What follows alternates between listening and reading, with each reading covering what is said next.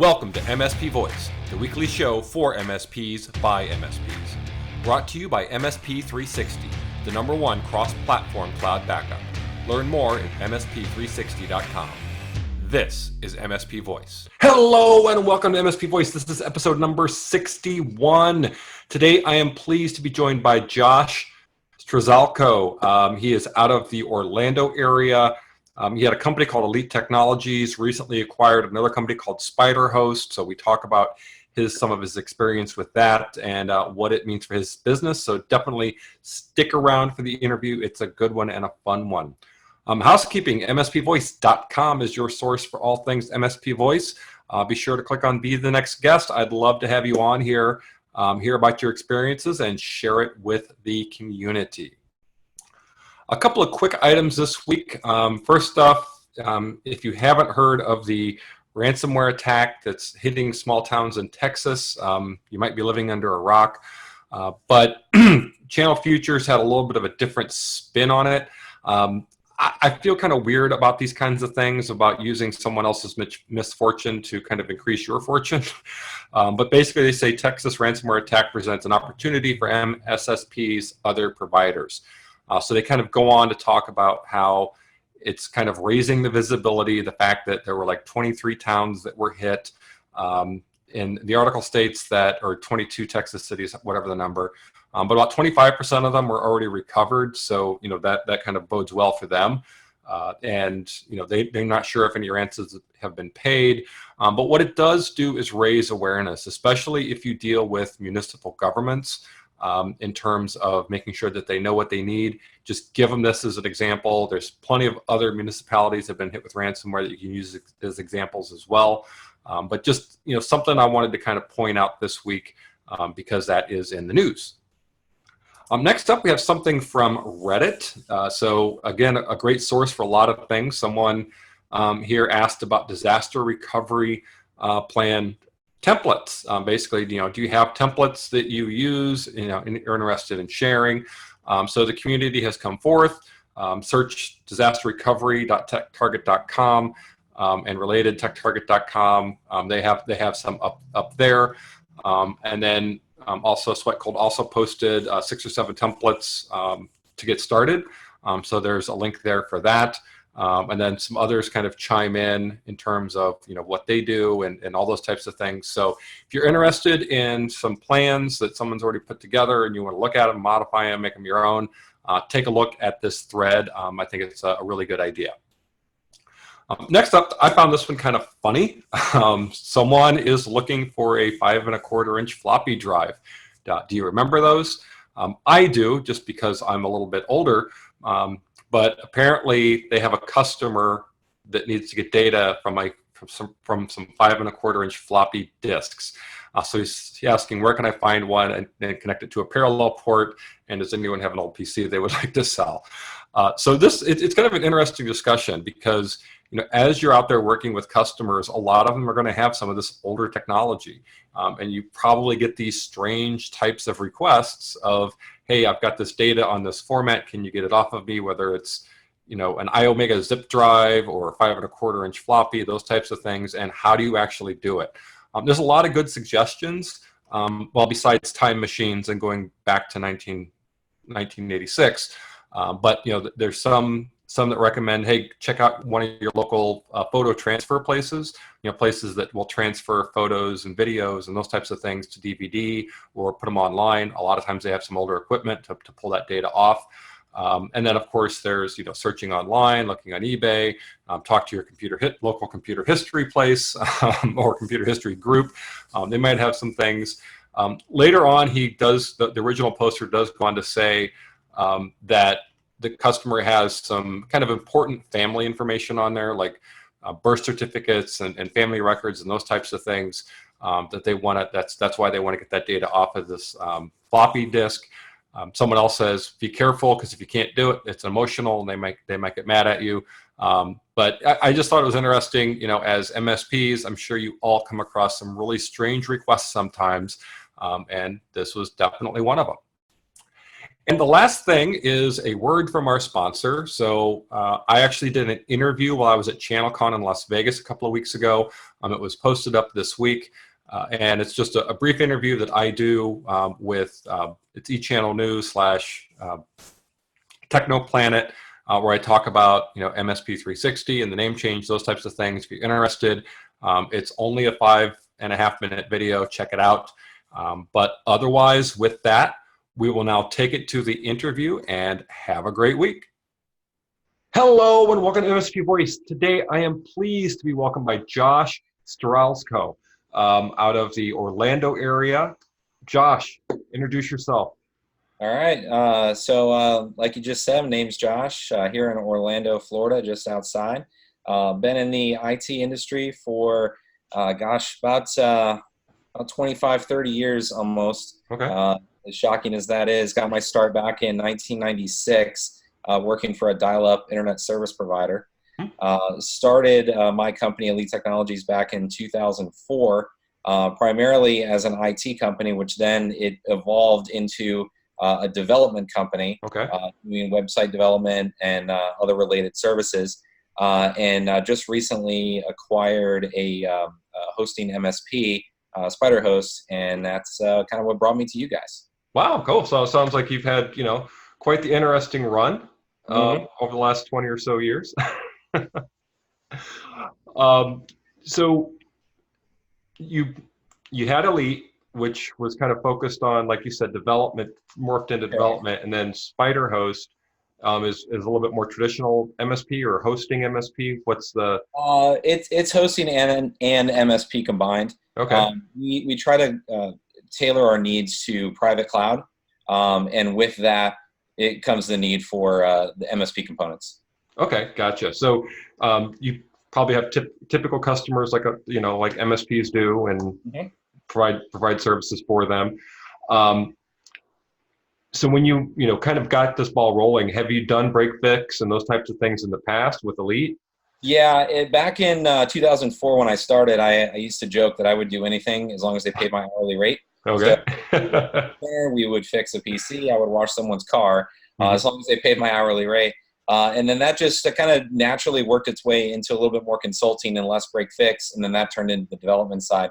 But I always stayed kind of close to my roots and kept some of those break fix clients. And so when the SpiderHost opportunity came around, it kind of made a natural fit to bring that together and bring some customers from both sides together under one roof.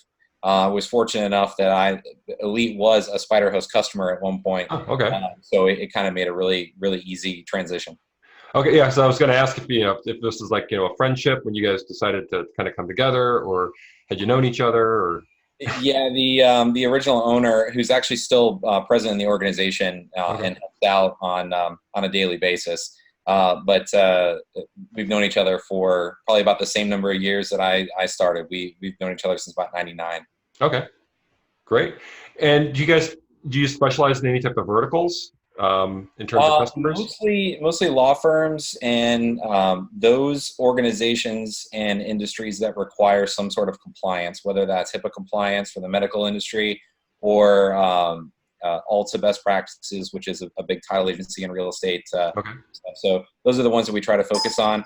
We have a great wealth and depth of knowledge in those industries and can provide great insight. Okay, cool. And now, are you still going to continue doing some of the development work as well? Most of that's now being outsourced to members of my team. Okay. I just do more of the high-end consulting now, and kind of architect it and get it going, and then pass it off. Okay. So whenever there's like an acquisition or merger type situation, there's always kind of this how do you reconcile all your different systems, and did your system, like what you use for accounting and RMM, PSA, all those, did all of that kind of line up, or is that a transition you're still going through? Oh, it's a transition we're still going through, but some of it did line up pretty well, and some of the vendors that we used independently of one another were the vendors that somehow we both use the same one. So there's a couple of easy transitions, and then we just had a meeting last Friday. We're going over some of the more difficult ones. Yeah, I've been through a few of those mergers and acquisitions, and I know it's always a lot of fun. Yeah, it's a lot of late nights trying to figure out what the best decision is. Yeah, and it might even end up to say, hey, one company used one and another company used the other, and you may end up deciding on using a third Yeah. at some point as well. So just whatever works out best for the business. Yep. Okay. Thinking of getting business in terms of advertising, whether it was Elite or was with SpiderHost, how do you go out there and get new business? A lot of it is just word of mouth, honestly. Mm-hmm. With this acquisition, it's going to be a little bit different because we can now cross promote some of the services that were present with Elite that weren't present with SpiderHost and vice versa. Okay. But we found over the years, both Dale and I, that it really is about referrals. And not only do you get better clients, they tend to stay longer.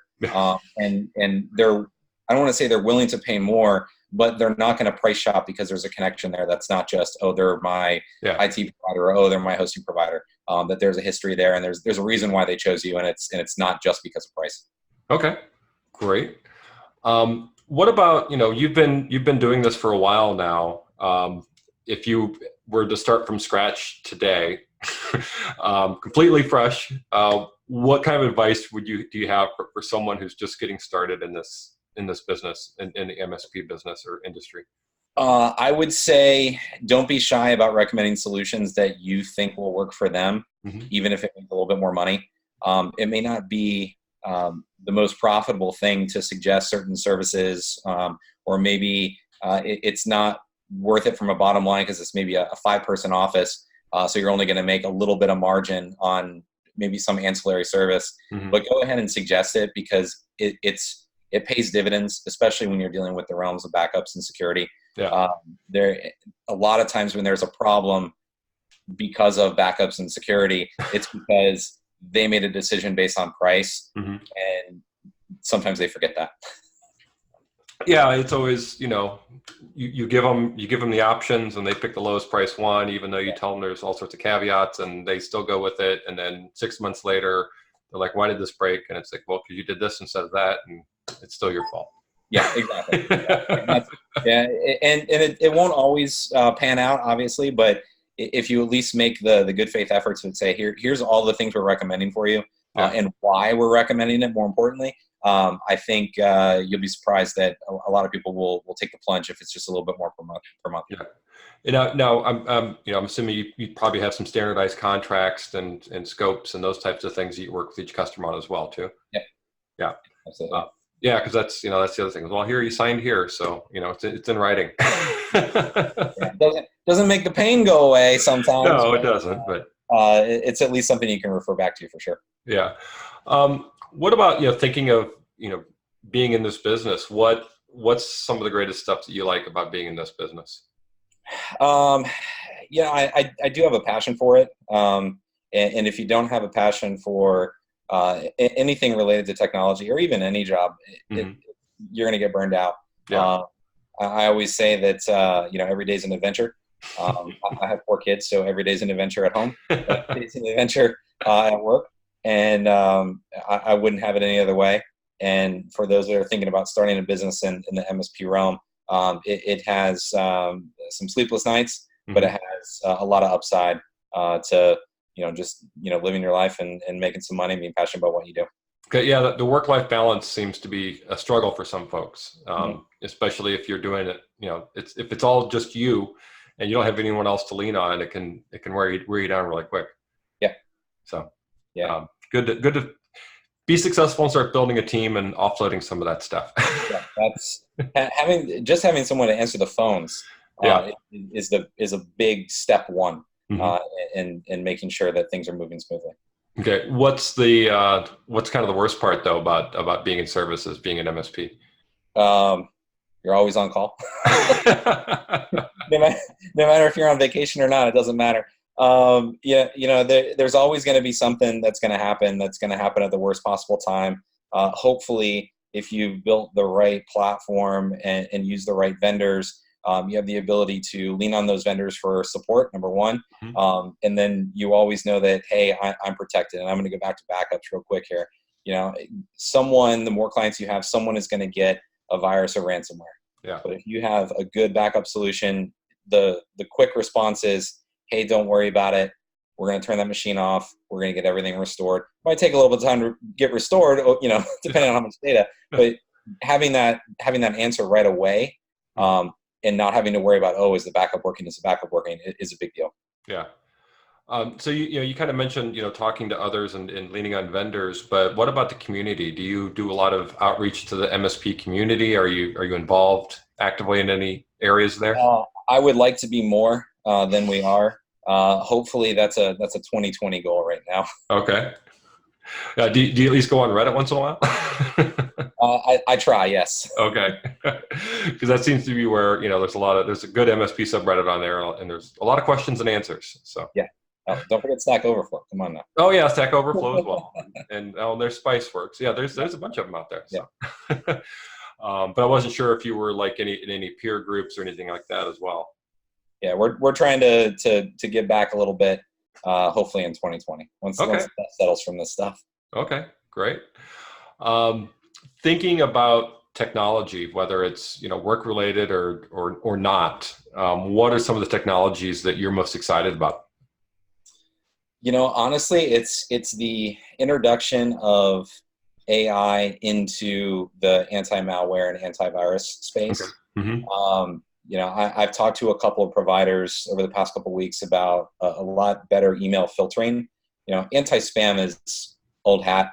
Yeah. Most email can be filtered, and there's a million different filters out there. Mm-hmm. Office 365 does a great job just by itself, but that's not the real problem anymore. The real problem is that spear phishing, that spoofing, that those filters, and even some of the better antivirus email security platforms don't really go that next step. Mm-hmm. And that's why I'm really excited to see some of the AI get in and start learning email patterns, how things are worded and phrased, and how people sign their emails, and it looks back in the past and figures it out, and then it can successfully flag spear phishing attempts, because that's one of the hardest ones to defend against. Yeah, no, I agree, and it happens. It happens in email, but it also happens on social media. You get a direct message from somebody, and it's like, "Hey, you're in this video."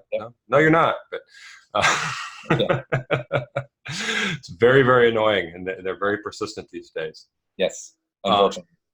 So you talked about AI and mail filtering, those types of things. What technologies have you the most concerned? Probably